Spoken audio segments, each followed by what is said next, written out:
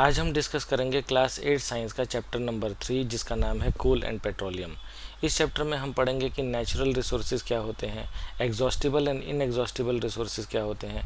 हम ये समझेंगे कि कोल, पेट्रोलियम और नेचुरल गैस किस तरह से फॉर्म होते हैं और इनके क्या क्या यूजेस हैं। कोल और पेट्रोलियम से प्राप्त होने वाले हम डिफरेंट प्रोडक्ट्स के बारे में पढ़ेंगे। हम ये भी जानेंगे कि इंडिया में कोल, पेट्रोलियम और नेचुरल गैस के रिजर्व्स कहाँ कहाँ पाए जाते हैं, और हम इस बात को भी समझने की कोशिश करेंगे कि इन नेचुरल रिसोर्सेज को कंज़र्व करना क्यों इम्पोर्टेंट है।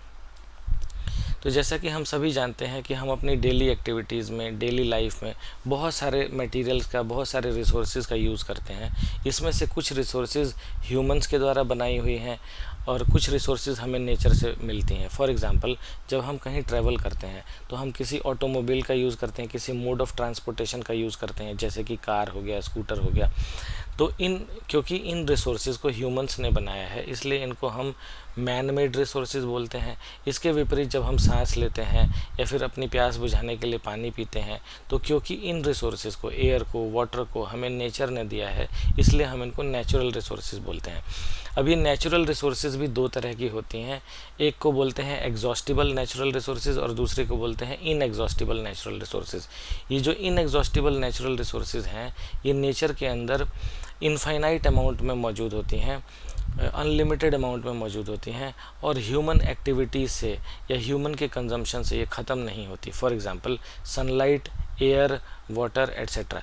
इसके अलावा जो हमारी एग्जॉस्टिबल नेचुरल रिसोर्सेज हैं, ये लिमिटेड अमाउंट में ही नेचर में प्रेजेंट होती हैं और इंसान के इस्तेमाल करने से और या फिर उसकी एक्टिविटी से ये फ्यूचर में ख़त्म भी हो सकती हैं। इसलिए इनको हम एग्जॉस्टिबल नेचुरल रिसोर्स बोलते हैं। इसके एग्जांपल हैं coal, petroleum, natural gas, minerals, forests और वाइल्ड लाइफ। इस चैप्टर में मेनली हम एग्जॉस्टिबल नेचुरल रिसोर्सेज के ऊपर कंसंट्रेट करेंगे, और उसमें भी अगर मैं स्पेसिफिकली कहूँ तो हम कोल, पेट्रोलियम और नेचुरल गैस को मेजरली डिस्कस करेंगे। तो जैसा कि हमने डिस्कस किया कि कोल, पेट्रोलियम और natural gas exhaustible natural resources हैं, इनको हम फॉसिल फ्यूल्स भी बोलते हैं क्योंकि ये एनिमल्स और प्लांट्स के डेड रिमेन्स से बने हैं over a period of millions of years of time. अगर हम कोल की बात करें तो कोल एक ब्लैक कलर का हार्ड कंबस्टिबल रॉक होता है जिसके अंदर मेनली कार्बन होता है। कोल का इस्तेमाल हम पहले कुकिंग में किया करते थे या फिर स्टीम इंजन्स में किया करते थे। उस स्टीम इंजन्स में हम कोल को as a source of heat use करते थे, जिससे हम स्टीम प्रोड्यूस करते थे और उस स्टीम को हम इंजन को रन करने के लिए यूज़ में लेकर आते थे। इसके अलावा आज के समय में हम कोल का इस्तेमाल थर्मल पावर प्लांट्स में इलेक्ट्रिसिटी की प्रोडक्शन में करते हैं, और हम कोल से कुछ दूसरे यूज़फुल प्रोडक्ट्स भी बनाते हैं, जैसे कि कोक, कोल टार और कोल गैस। अगर हम बात करें कि इंडिया में कोल के मेजर फील्ड्स कहाँ पर पाए जाते हैं, तो उसमें झारखंड, उड़ीसा, छत्तीसगढ़, वेस्ट बंगाल और मध्य प्रदेश जैसे स्टेट्स शामिल हैं। कोल के फॉर्मेशन के बारे में साइंटिस्ट्स का कहना यह है कि करीब 300 मिलियन ईयर्स साल पहले अर्थ के लो लाइंग एरियाज़ में डेंस फॉरेस्ट्स हुआ करते थे, जिनको कि नेचुरल कैलेमिटीज़ ने, जैसे कि फ्लडिंग है एट्सेट्रा, इन्होंने उन फॉरेस्ट्स को डिस्ट्रॉय कर दिया और वो सॉयल के लेयर के नीचे दब गए। और समय बीतने के साथ उनके ऊपर सॉयल की लेयर्स की डिपोजिशन बढ़ती गई और उनके ऊपर कंप्रेशन भी बढ़ता गया और वहाँ का टेम्परेचर भी बढ़ता गया। एयर तो वहाँ मौजूद थी ही नहीं, तो over a period of millions of years of time under high pressure and high temperature and in the absence of air, ये जो डेड प्लांट्स और ट्रीज़ थे ये कोल में कन्वर्ट हो गए। जैसा कि हमने अभी पढ़ा कि हम कोल का इस्तेमाल दूसरे बहुत सारे यूज़फुल प्रोडक्ट्स को बनाने में करते हैं, जैसे कि कोक हो गया, कोल टार हो गया, कोल गैस हो गया, एमोनियकल लिकर हो गया। तो इसके लिए हम कोल का डिस्ट्रक्टिव डिस्टिलेशन करते हैं। इस प्रोसेस के दौरान हम कोल को in the absence of oxygen या एयर, हम उसको बहुत ही स्ट्रांगली हीट करते हैं, बहुत हाई टेम्परेचर्स पे हीट करते हैं। अब क्योंकि वहाँ पर ऑक्सीजन तो है नहीं, तो कोल बर्न नहीं कर पाता, रादर वो डिकम्पोज हो जाता है सिंपलर सब्सटेंसेस में। इसमें मुख्य रूप से कोक मिलता है, कोल टार मिलता है, कोल गैस मिलती है और एमोनियकल लिकर मिलता है। अगर हम इन प्रोडक्ट्स को इंडिविजुअली डिस्कस करें तो सबसे पहले कोक की बात करते हैं। तो कोक जो है एक हार्ड पोरस ब्लैक कलर का सब्सटेंस होता है, जैसा कि हम डायग्राम में भी देख सकते हैं। ये एक almost pure form of carbon होता है, इसमें 98% कार्बन होता है। ये एक कोल के कंपैरिजन में एक क्लीनर फ्यूल है, क्योंकि ये कम स्मोक प्रोड्यूस करता है। कोक का इस्तेमाल हम एज ए फ्यूल भी करते हैं, स्टील मेकिंग में भी करते हैं, और डिफरेंट मेटल्स के एक्सट्रैक्शन में भी करते हैं। अगर हम कोल टार की बात करें तो कोल टार एक ब्लैक कलर का थिक लिक्विड होता है, जिसमें करीब 200 से भी ज़्यादा सब्सटेंसेस मौजूद होते हैं, और इसकी स्मेल बहुत ही अनप्लेजेंट होती है। इसका इस्तेमाल हम डाइज़ बनाने में, परफ्यूम्स बनाने में, ड्रग्स में, पेंट्स में, प्लास्टिक्स में और एक्सप्लोसिव्स बनाने में करते हैं।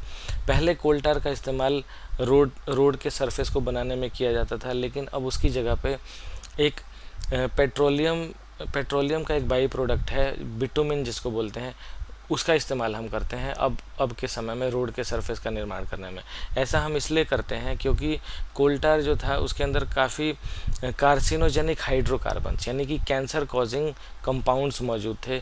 तो जो लेबर्स या वर्कर्स उसका इस्तेमाल करते थे उनको कैंसर हो जाने का बहुत रिस्क रहता था। इसके कंपैरिजन में बिटुमिन काफ़ी सेफ़ है, ये एनवायरनमेंट फ्रेंडली भी है और इसकी ड्यूरेबिलिटी भी ज़्यादा होती है। अब अगर हम कोल गैस की बात करें, जिसको अगेन हम जैसे हमने बात किया कि डिस्ट्रक्टिव डिस्टिलेशन ऑफ कोल से प्राप्त करते हैं, तो कोल गैस में हाइड्रोजन, मीथेन और कार्बन मोनोऑक्साइड होता है। इसको हम एज ए फ्यूल यूज़ करते हैं और as a source of heat use करते हैं इंडस्ट्रीज़ के अंदर। किसी समय पर अराउंड 1807 में और इसका इस्तेमाल स्ट्रीट लाइटिंग के फॉर्म में किया जाता था, लेकिन प्रेजेंट में कोल गैस का इस्तेमाल as a source of heat किया जाता है बजाय कि as a source of lighting करने के। अब हम बात करते हैं पेट्रोलियम की। सो पेट्रोलियम वर्ड जो है वो 2 शब्दों से बना हुआ है, पेट्रा मीन्स रॉक और ओलियम मीन्स ऑयल। हम इसको पेट्रोलियम इसलिए बोलते हैं क्योंकि ये रॉक की लेयर्स के बीच में ट्रैप्ड पाया जाता है। पेट्रोलियम के बहुत सारे यूजेस होते हैं, इससे हमें बहुत सारे डिफरेंट प्रोडक्ट्स प्राप्त होते हैं, जिसको कि हम अलग अलग पर्पसेस के लिए इस्तेमाल कर सकते हैं। इसीलिए इसकी इकोनॉमिक वैल्यू बहुत ज़्यादा होती है और इसीलिए इसको हम ब्लैक गोल्ड भी कहते हैं। पेट्रोलियम का निर्माण बेसिकली सी के अंदर मौजूद प्लांट्स और एनिमल्स से हुआ था। करीब मिलियंस ऑफ ईयर्स साल पहले ये जो ओशियन में मौजूद एनिमल्स और प्लांट्स थे ये डेड हो गए थे और धीरे धीरे नीचे जा कर के सी बेड पर जमा हो गए थे और वहाँ पर सैंड के अंदर और क्ले के अंदर ये दब गए, जिसकी वजह से वहाँ का टेम्परेचर और वहाँ का प्रेशर काफ़ी बढ़ गया और वहाँ पे ऑक्सीजन तो मौजूद थी नहीं। तो in the absence of oxygen under high temperature and high pressure ये जो डेड रिमेन्स ऑफ एनिमल्स और प्लांट्स थे ये कन्वर्ट हो गया पेट्रोलियम के अंदर। इंडिया में ये आसाम के अंदर, गुजरात के अंदर, मुंबई हाई के अंदर, राजस्थान के अंदर और कृष्णा गोदावरी बेसिन में इसके रिजर्व्स पाए जाते हैं। अब क्योंकि पेट्रोलियम, जिसको हम क्रूड ऑयल भी बोलते हैं, हम इसको डायरेक्टली यूज़ नहीं कर सकते, ये बहुत सारे लिक्विड्स का मिक्सचर होता है, तो इसलिए हमें इसे रिफ़ाइन करना पड़ता है।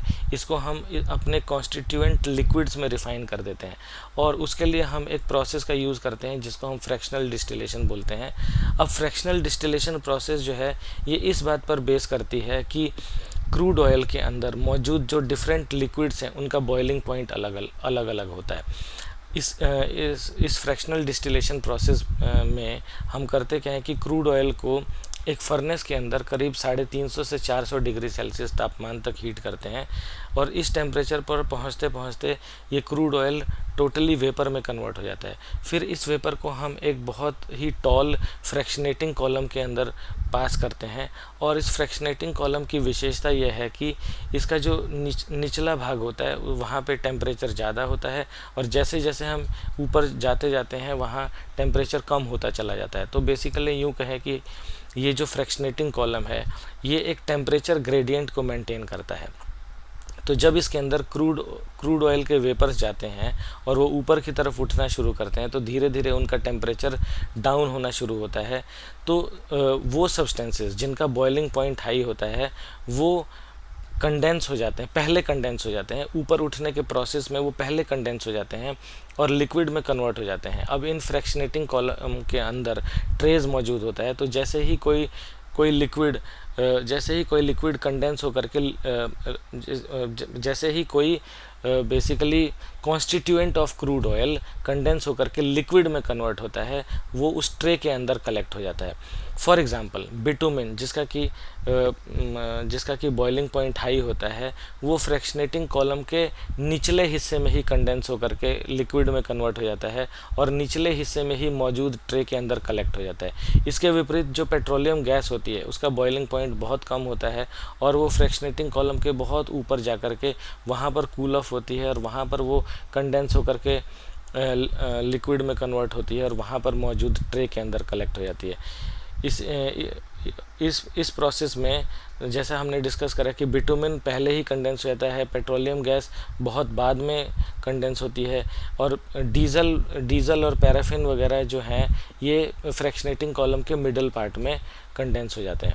तो इस फ्रैक्शनल डिस्टिलेशन के द्वारा हम बहुत सारे प्रोडक्ट्स ऑब्टेन करते हैं, जैसे कि LPG, petrol, diesel, kerosene, lubricating oil, paraffin wax, bitumen etcetera. इन सब के सभी प्रोडक्ट्स की अपनी अपनी यूटिलिटी होती है। जैसे कि हम एलपीजी का इस्तेमाल घरों में कुकिंग के लिए करते हैं, पेट्रोल का इस्तेमाल हम लाइट ऑटोमोबाइल्स में करते हैं, जैसे स्कूटर हो गया, कार हो गई।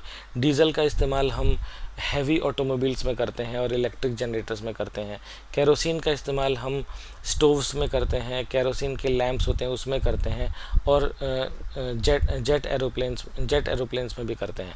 लुब्रिकेटिंग ऑयल का इस्तेमाल हम लुब्रिकेशन के पर्पस के लिए करते हैं, मशीन्स के पार्ट्स को लुब्रिकेट करने के लिए करते हैं। पैराफिन वैक्स का यूज़ हम ऑइंटमेंट्स बनाने में, कैंडल्स बनाने में, वैसलीन बनाने में करते हैं और बिटुमिन का इस्तेमाल हम रोड के सरफेसेस का निर्माण करने में करते हैं। अब हम बात करते हैं नेचुरल गैस की। तो जहाँ पर पेट्रोलियम का रिज़र्व पाया जाता है वहीं पर पेट्रोलियम के रिज़र्व के ऊपर नेचुरल गैस भी हमें मिलती है और इसको हम बहुत ही इजीली ट्रांसपोर्ट कर सकते हैं एक जगह से दूसरे जगह पर, जैसे पाइपलाइंस बिछा करके। जैसे इंडिया में वडोदरा में पाइपलाइंस बिछाई गई हैं, दिल्ली के कुछ पार्ट्स में पाइपलाइंस बिछाई गई हैं। तो हम इनके सोर्स से डायरेक्टली पाइपलाइंस के द्वारा ट्रांसपोर्ट कर देते हैं उन जगहों पर जहां पर कि इसका इस्तेमाल किया जाना है। इसको हम directly as a fuel use कर सकते हैं और इसको हम स्टोर करते हैं अंडर हाई प्रेशर, जिसको कि हम कंप्रेस्ड नेचुरल गैस, जिसकी वजह से हम इसको कंप्रेस्ड नेचुरल गैस भी कहते हैं। इसके अंदर मेनली मीथेन होता है और ये एक बहुत ही क्लीन फ्यूल होता है क्योंकि ये कोई ऐश प्रोड्यूस नहीं करता, कोई स्मोक प्रोड्यूस नहीं करता। इंडिया में नेचुरल गैस के रिजर्व्स त्रिपुरा के अंदर, राजस्थान के अंदर, महाराष्ट्र के अंदर और कृष्णा गोदावरी बेसिन के अंदर पाए जाते हैं। अगर हम नेचुरल गैस के यूजेस के बारे में बात करें तो हम इसको घरों में एज ए फ्यूल यूज़ करते हैं, व्हीकल्स में भी हम इसका इस्तेमाल करते हैं। जैसे आजकल हम सीएनजी को यूज़ कर रहे हैं एज ए फ्यूल, इन कार्स में भी यूज़ कर रहे हैं, ऑटोज़ में भी यूज़ कर रहे हैं। इंडस्ट्रीज़ में नेचुरल गैस का इस्तेमाल हम फर्टिलाइज़र्स बनाने में करते हैं। पावर प्लांट्स में हम नेचुरल गैस का यूज़ करते हैं इलेक्ट्रिसिटी बनाने में। तो अब हम बात करेंगे कंजर्वेशन ऑफ रिसोर्सेज की। तो क्योंकि ये फॉसिल फ्यूल्स की सप्लाई नेचर के अंदर एक लिमिटेड अमाउंट में ही है और इनको बनने में भी मिलियंस ऑफ ईयर्स का समय लगता है, इसीलिए इनको जुडिशियसली यूज़ करना बहुत इम्पॉर्टेंट है। इसके अलावा इसको ये जो पेट्रोलियम हो गया, कोल हो गया या नेचुरल गैस हो गया, इनको यूज़ करने से या ओवर यूज़ करने से पॉल्यूशन कॉज होता है, ग्लोबल वार्मिंग कॉज होता है। तो इसलिए भी इसको जुडिशियसली, वाइसली यूज़ करना बहुत इम्पॉर्टेंट है। PCRA हमें सजेस्ट करता है कि हम पेट्रोल को, डीज़ल को बहुत ही वाइसली यूज़ करें, और उसके लिए वो हमें सजेस्ट करता है कि हम मॉडरेट स्पीड्स पर ड्राइव करें और अपने इंजन्स को स्विच ऑफ कर दें जब हम रेड लाइट्स पर रुकते हैं। वहाँ पर हम टायर के प्रेशर को मेंटेन करें, अपने व्हीकल्स की सर्विसेज रेगुलरली कराएं। इस तरीके से अगर हम अपने व्हीकल्स को यूज़ करेंगे तो हम पेट्रोल और डीजल को काफ़ी हद तक कंजर्व कर सकेंगे और जुडिशियसली यूज़ कर सकेंगे। तो इस चैप्टर में हमने पढ़ा कि कोल, पेट्रोलियम और नेचुरल गैस को हम फॉसिल फ्यूल्स क्यों कहते हैं। हमने ये जाना कि कोल, पेट्रोलियम और natural gas exhaustible natural resources हैं। हमने डिस्ट्रक्टिव डिस्टिलेशन के बारे में पढ़ा, जिसमें हमने ये जाना कि कोल किस तरह से डिस्ट्रक्टिव डिस्टिलेशन के द्वारा कोक, कोल टार और कोल गैस प्रोड्यूस करता है। हमने पेट्रोलियम के बारे में पढ़ा, हमने फ्रैक्शनल डिस्टिलेशन के बारे में पढ़ा, जिसमें हमने ये देखा कि किस तरह से फ्रैक्शनल डिस्टिलेशन प्रोसेस के द्वारा हम पेट्रोलियम से दूसरे बहुत सारे यूज़फुल प्रोडक्ट्स ऑब्टेन करते हैं। हमने नेचुरल गैस के बारे में पढ़ा, हमने ये जाना कि नेचुरल गैस को हम क्लीनेस्ट फॉसिल फ्यूल क्यों कहते हैं, और हमने यह भी समझा कि फॉसिल फ्यूल्स को कंजर्व करने की ज़रूरत क्यों है। Thank you very much.